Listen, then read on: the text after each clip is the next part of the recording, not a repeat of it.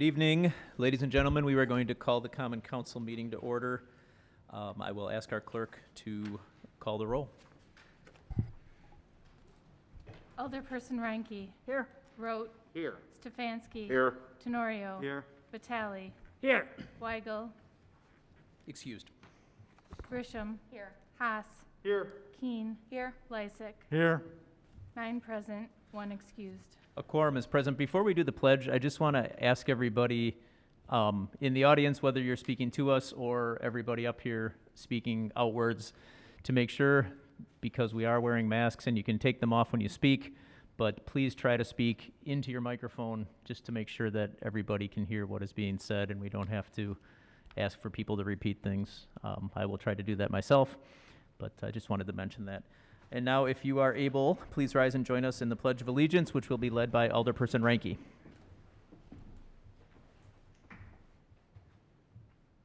I pledge allegiance to the flag of the United States of America and to the republic for which it stands, one nation, under God, indivisible, with liberty and justice for all. Okay, we will move on to item D on our agendas. We have 3 items for public hearing this evening. I will ask the clerk to read public hearing number 1. Resolution relative to determination of an application for a special use permit for B&E Kitchen, a proposed shared kitchen and event space to be located at 5901 West Beloit Road. Thank you. Mr. Scher? Thank you, Mayor. First item is for a shared kitchen and event space at 5901 Beloit, formerly Scardina's Bakery. It's also a mixed-use property with a apartment on the very east end on 59th Street, as well as the commercial space along Beloit Road. The intent is indicated as a shared kitchen with to be rented for, and also a party room or gathering space for small parties, corporate events, and so on. And it can be rented out by various groups or community members for a fee. The zoning is C2 neighborhood commercial, and as a mixed-use building or as a shared kitchen and assembly hall, it does require a special use. The hours of operation are Sunday through Thursday from 7 a.m. to 10 p.m., and then a little bit more flexible on Fridays and Saturdays from 7 a.m. to midnight.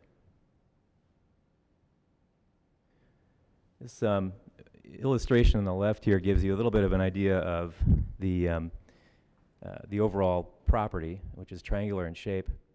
The residential portion is on the left.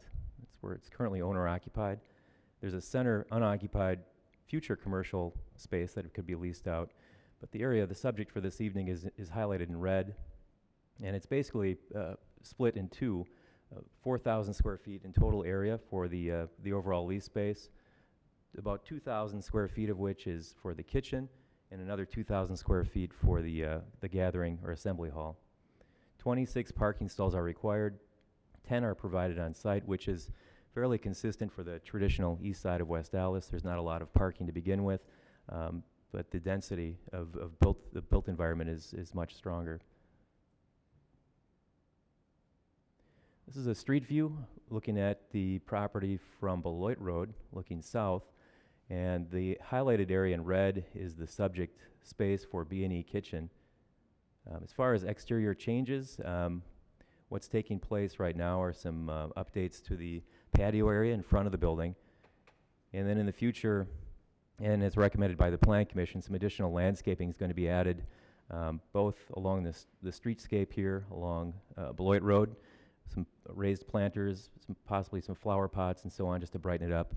There's also the opportunity for outdoor seating, bistro tables and umbrella with chairs. In the future, that central tenant space is highlighted in blue here. The owners also submitted some general, very basic plans for what could be in that center unoccupied tenant space. That'll be coming back to Plan Commission in the future, but I just wanted to give you a little foreshadowing that the owner is thinking about freshening up that portion of the building as well.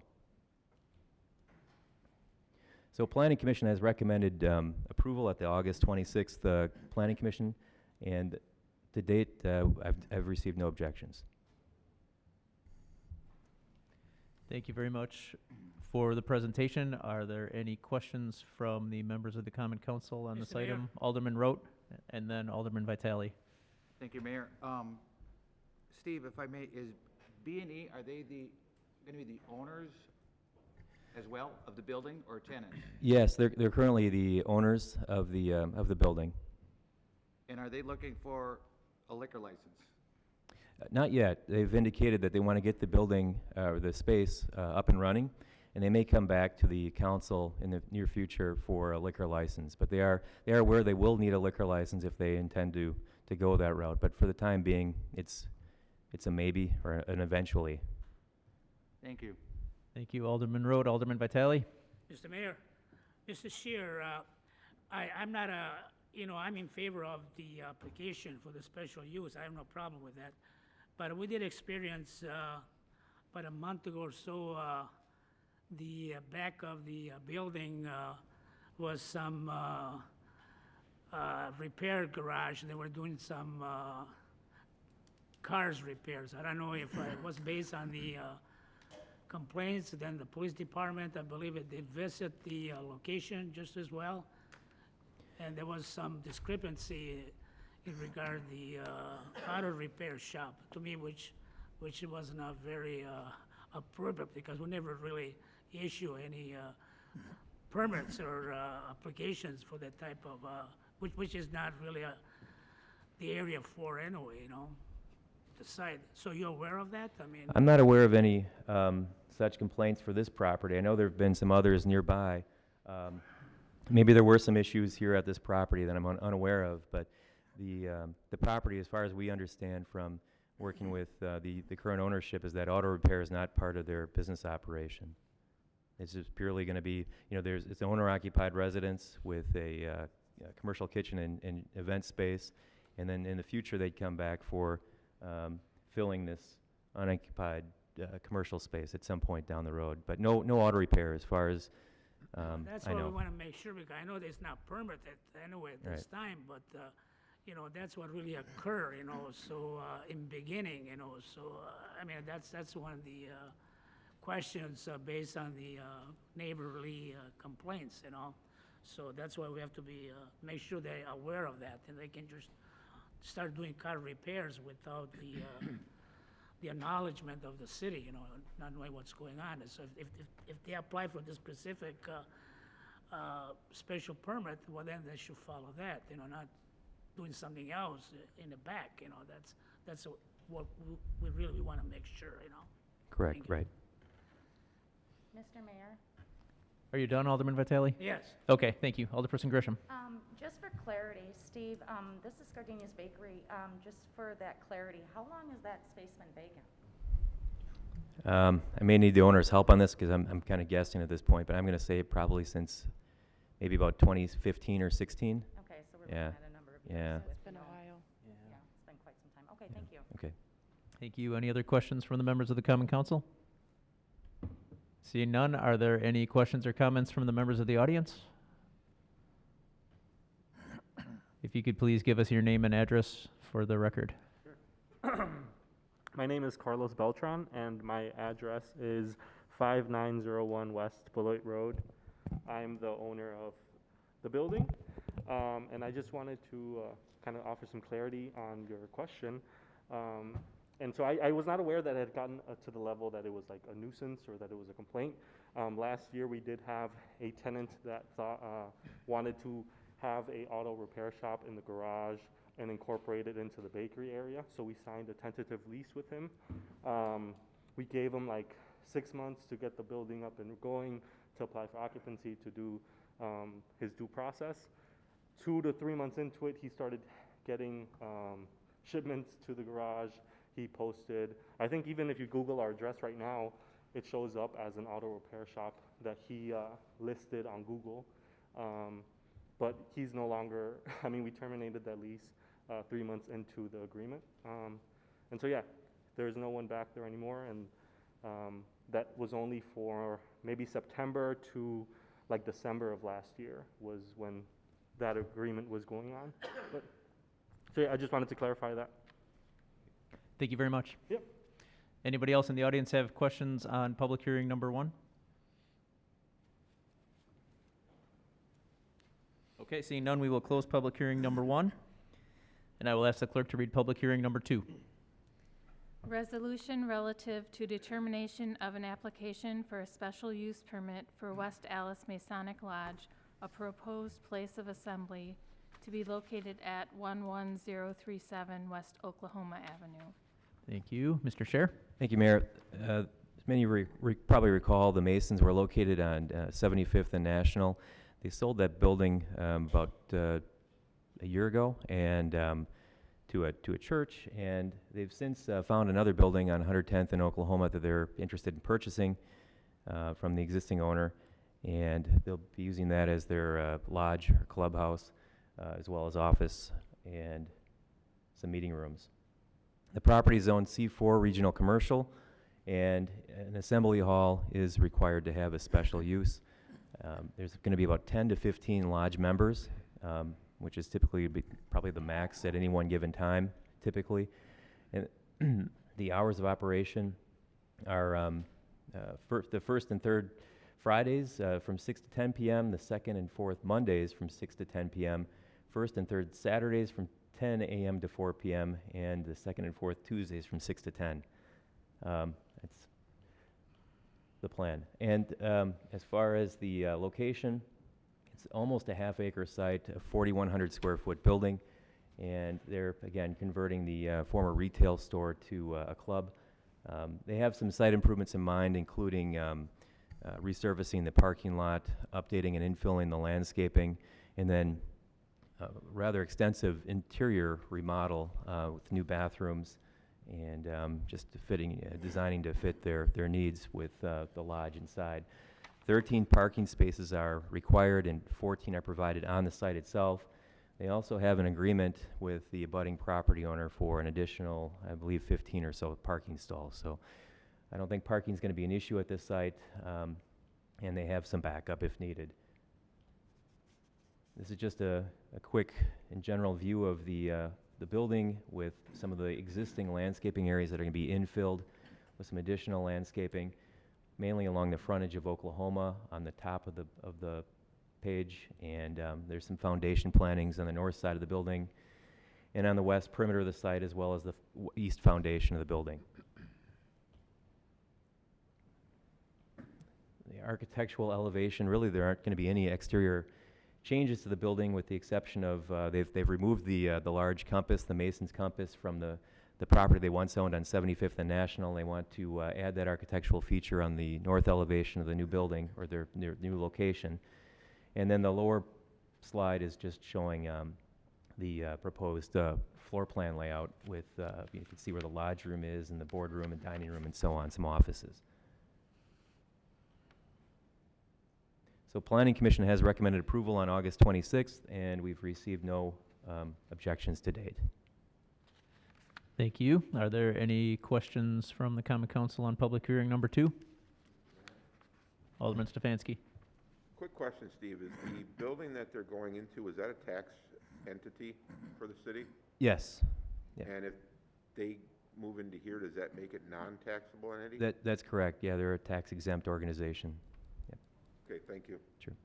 Thank you. Any other questions from the members of the Divine. Common Council? Alderman Rote. And this may be towards one of the Masons, I see a few here. If you can't answer, Steve, why did you move out of the old place?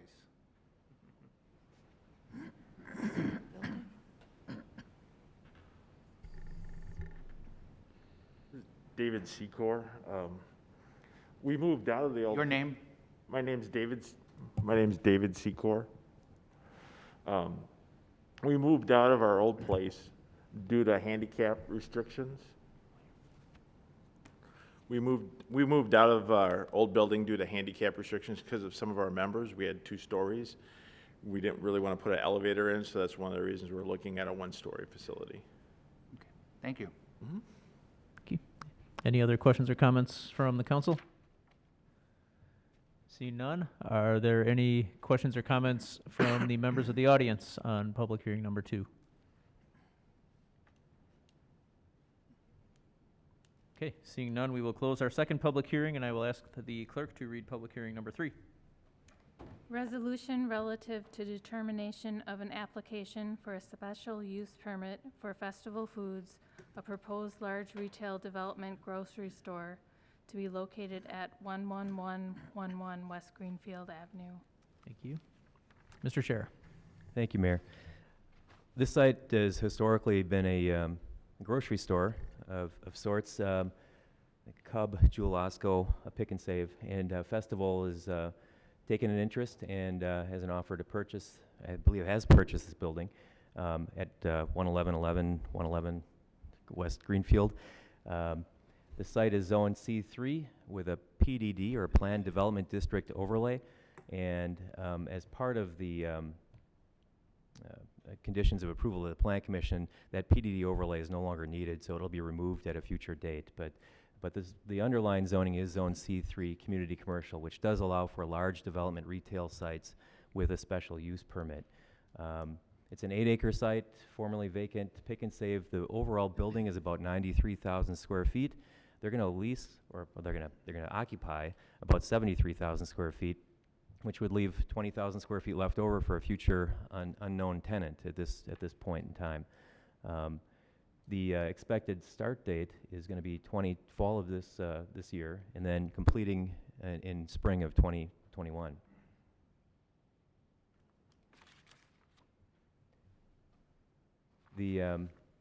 Some of the operations of Festival Foods, basically overall principal use being a grocery store, but they do offer customers the opportunity to stay in place a little bit longer with coffee shops, deli, bakeries, meat, seafood, catering, wines and spirits. They have one of the unique features, I think, of Festival is that they have a community brat barn, which we'll show in a second here in some of the renderings. They can lease that out to community groups and so on for their events, for their fundraising events. So they're helping people and community groups in the area fundraise for their organizations. They also feature seasonal plant and pumpkin sales. They have click and go ordering online. The hours of operation from 5 a.m. to midnight. 75 full-time employees and 175 part-time employees. Just the photo rendering of existing and the proposed. That Brat Barn community event window is here, and they are planning to have some outdoor seating here for the various events that they throw or people want to use throughout the year. The future tenant space is down here on this south end of the property. So there are considerable updates proposed in terms of building and site improvements. The existing site configuration is really going to stay the same, the building's location and the parking lot's location. They are proposing to repave the parking lot, add new landscaping, and then there's also significant exterior architectural feature updates, which we'll get into a little bit. Within the parking lot, new parking lot lighting featuring LED cutoff fixtures to keep the light on site, not splaying beyond property limits. They currently have, as the site is proposed, they have 417 parking stalls. The zoning ordinance requirement is 311. With some of the Planning Commission's recommendations, there are going to be some additional landscape areas that we're working with Festival on, especially in terms of pedestrian access and through the parking lot to the public right-of-way along Greenfield Avenue and to that other outlot along Greenfield Avenue. So we've done that before. Plan Commission's recommended that before on a couple of projects that we've got shown here. The Pick and Save on Highway 100 in Cleveland with pedestrian lighting and accessibility from the outlots along Highway 100 up to the storefront of Kohl's and Pick and Save. And then also at the Pick and Save on 67th and National, where with the gas station that they installed along the frontage of National, some site improvements were approved by the council through that parking lot. Again, just connecting the neighborhood within the retirement community on 70th and Greenfield to the grocery store for a little bit ease of access, and you're not competing so much with traffic, and it's a safety measure and as well as an aesthetic measure for large expanses of asphalt and parking areas. The architectural plan is a complete makeover. I mean, the form is still there, but they're going to be adding some additional festival attributes to the building, as you can see, as well as some aluminum storefront siding, new windows, fresh coat of paint in a gray tone versus the existing brown colors, metal panels, and bracketed awnings overhanging some of the promenade along the storefront of the building. If you've ever been to a festival before, the closest comparable in our neck of the woods is going to be the Hales Corners location on is it Grange and Highway 100 or Edgerton. And then just some other looks around the building. This is the north elevation facing Greenfield Avenue. Again, they're wrapping the architecture around from the east side of the building to the north side of the building, which would be highly visible.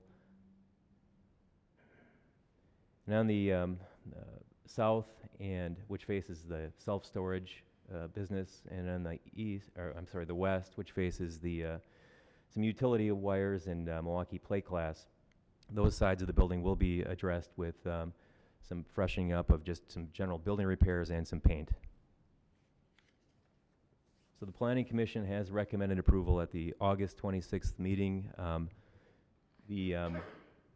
One communication we did actually receive from an abutting property owner, which I believe is a self-storage, is just more or less a notice that there's been some illegal dumping on the festival site, on the back end of it, on the very south end, between the self-storage business and the grocery store, for being vacant for probably roughly 3+ years. That type of thing does happen, and will be cleaned up by festival. Also, on the lot does have an access from Lapham Street as well as Greenfield, and there is an easement that runs through to access the festival site. That easement's on another property. It's on the self-storage property, but as a part of that easement is that the festival or that festival property owner needs to maintain that easement. So that's just something between those two property owners that they're going to have to work out. That's all I have. If there are any questions, I'm happy to answer. Thank you. Any questions from the members of the Common Council? Mr. Mayor, this is Alderperson more of a Grisham. statement rather than a question. I wanted to thank the Planning Commission for putting forth the work to get a viable tenant in this space. I can tell you that the residents of D3 specifically are very happy. We finally will be seeing some development here and get back on the tax roll. So just wanted to thank you. Thank you for that. Thank you. Any other questions or comments from the council? Mayor Devine, Alderperson Ranky. previously, Steve, there were, the businesses there had the gas station. Do they anticipate in the future having a gas station there again? That's a good question, Alderman. It's possible, but right now they don't know. It's to be determined at this point. It could be a small cafe. It could be a gas station. It is zoned commercial, so it would allow for a small restaurant or a gas station, a convenience store of that sort. But I think see. as Festival gets its store open, I think we're going to learn more about what that site could become. Thank you. Yep. Thank you. Any other questions or comments from the Common Council? Seeing none, are there any comments or questions on public hearing number 3 from our audience this evening?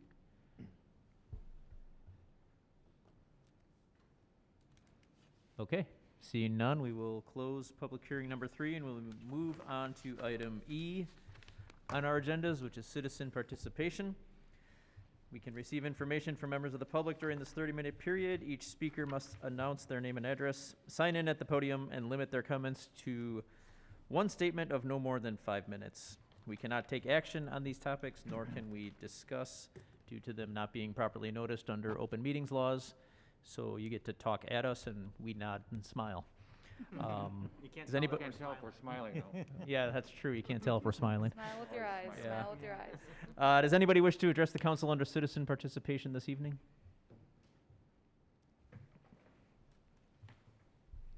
And just a reminder to sign in and please give us your name and address. My name is David Kay, 12038 West Rainbow Avenue. Signing in indecipherably. All right, members of the council, I would like to thank you for this opportunity to speak to you today about the proposed ban on conversion therapy. As I said, my name is David Kay, and I am a bisexual. I was born in 1982 and did not feel safe coming out as bi until April 6th, 2017, when I was 35 years old. Now, this is me coming from a family of incredibly loving and understanding people. However, I looked around at the world at large and saw hate and violence, and it made me hide myself away. And now, despite great strides, there is still hatred and fear of those of us that are seen as different. Even the most casual, unintended comments from loved ones can cause long-lasting harm among LGBTQ+ youth.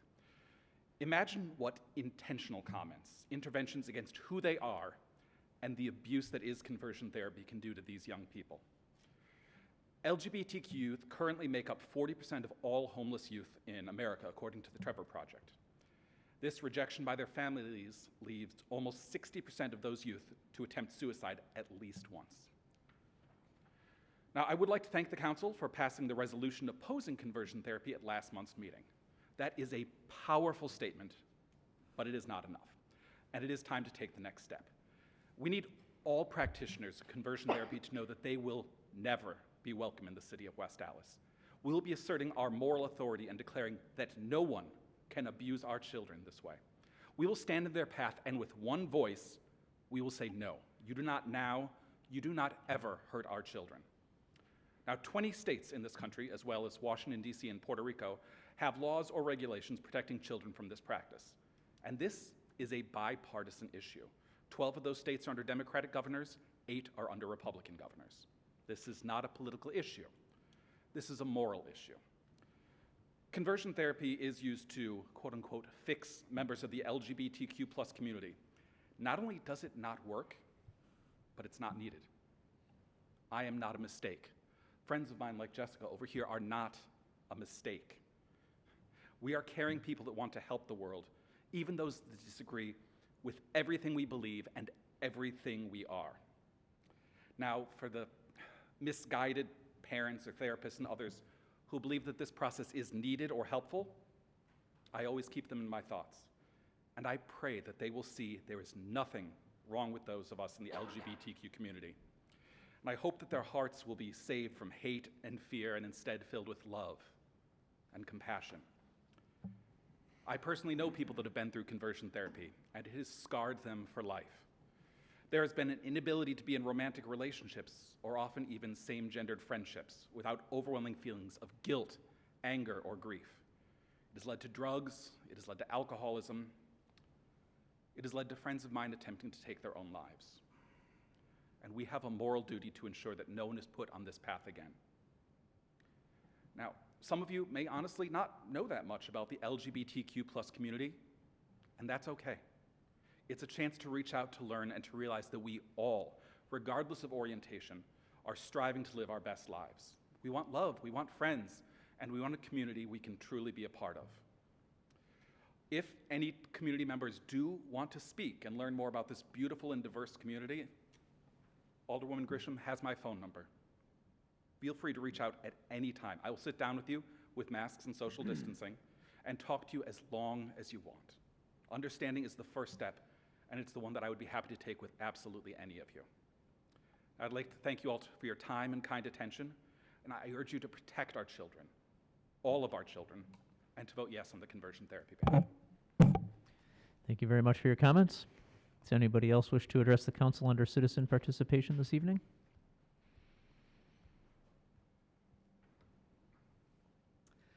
Okay, good evening. I'm Jessica Katzenmeyer. I think most people know who I am by now.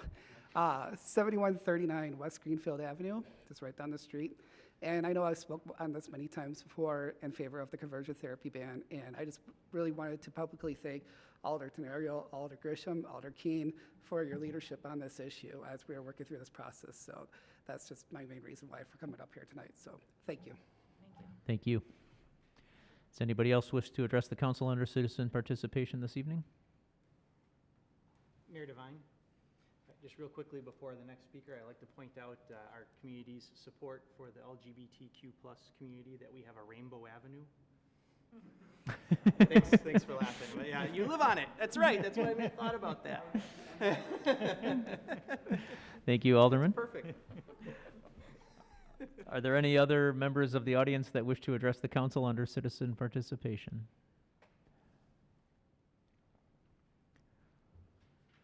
Good evening. Thank you to the Common Council and Mayor for the opportunity to address the council. My name is Shelley Gregory. I work at an organization headquartered in Milwaukee called Forge. I provide direct support to transgender and other LGBTQ individuals who live in Wisconsin, in the greater Milwaukee area, and certainly including West Allis. I was here last month and am here again at the invitation of Jessica Katzenmeier, also my friend, to be here to offer myself and whatever I can possibly provide the council in terms of information about conversion therapy. There's very little that I can say following Mr. Kay's very heartfelt comments, but I would also like to thank the council very much for your really serious consideration of this issue, and thank Alder Tenorio, Alder Grisham, and Alder Keene again for your leadership on this issue. And I'd just like to say that, I'm here to provide technical assistance or any support the council or the city or the health department may need in the future. Many of you know how to get in touch with me, assuming things go forward and you have a ban that needs to be implemented. So thank you very much. Thank you. Does anybody else wish to address the council under citizen participation this evening?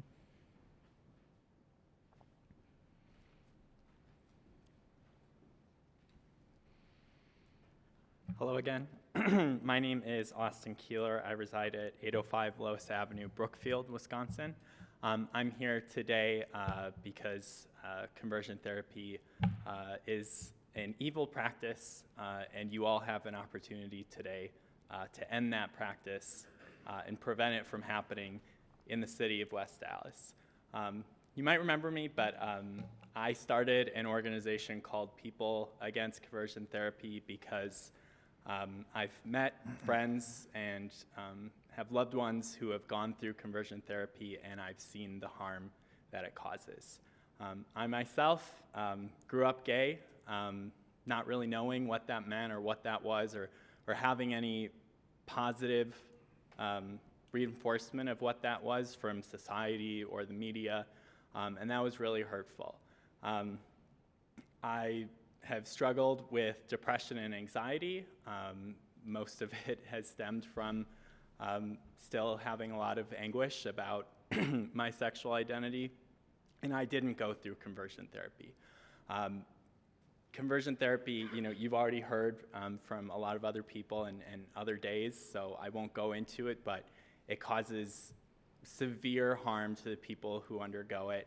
And not only that, not only do you have that opportunity today to end that and prevent it from happening in West Allis, you have an opportunity to send the LGBTQ plus youth of West Allis a message that the city supports them, that this council supports them and values them, and that their identities are valid, and that there's nothing wrong with them. And I can tell you, as someone who grew up without knowing that, without having any of that positive information about who I was, that is a huge statement, and truly I can't over exaggerate how important that could be to someone who's struggling with their identity, with who they are. So I just want to thank you all for your time, especially Alder Tenorio for introducing this, to Alders Grisham and Keene for their support and helping us figure out the final details, and just really urge you to take this opportunity you have today to prevent this harm and to stand with LGBTQ youth in West Allis and show them that they are valid and that they are loved. Thank you so much for your time. Thank you. Does anybody else in the audience wish to address the council under citizen participation this evening? Okay, seeing none, we will close citizen participation. And we will move on to item F. Our standing committees will be meeting during recess. Those room numbers are listed on the top of page 2 on your agendas.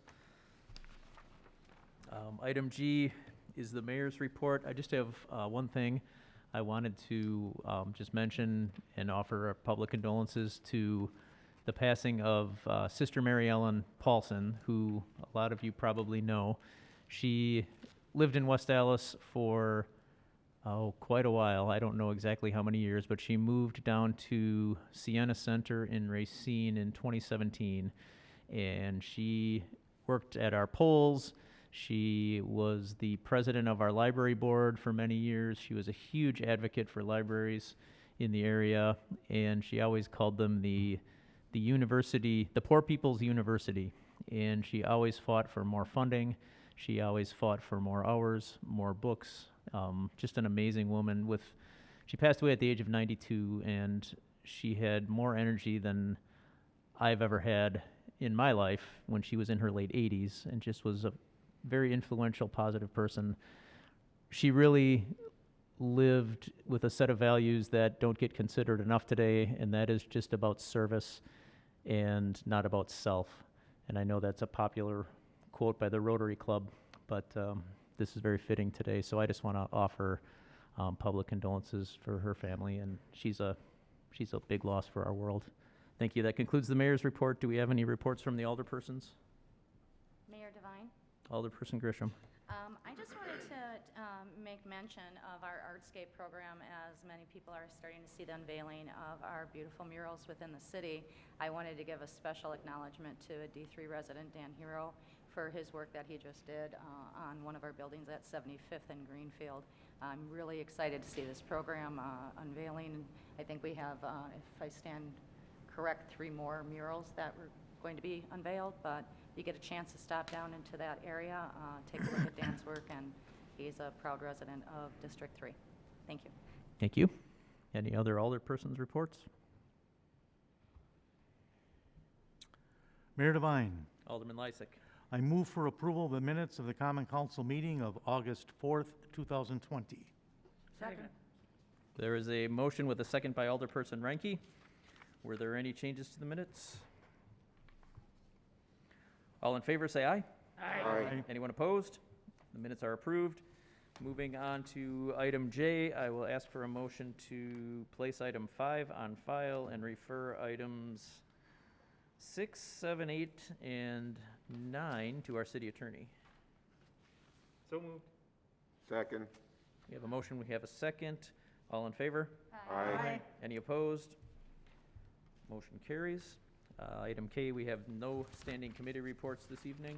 Mayor Devine, Alderman Lysick. I move that we stand in recess until conclusion of the committee meetings. Second. We have a motion and a second. All in favor? Aye. Any opposed? We are in recess.